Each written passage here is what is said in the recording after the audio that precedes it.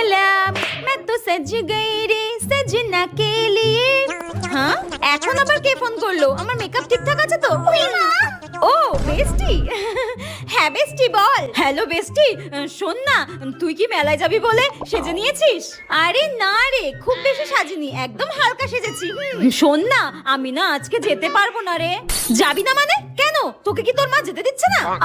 না না না না, মা তো যেতে দেবে, মা কিছু বলেনি, মা কিছু বলেনি, মা তো খুব ভালো, তুই তো জানিস। আমি যা বলি মা সব শোনে, মা কিছু বলেনি, মা কিছু বলেনি। মেলায় যাবো বলেছে বলে মেরে হাড়গোড় ভেঙে দিয়েছে।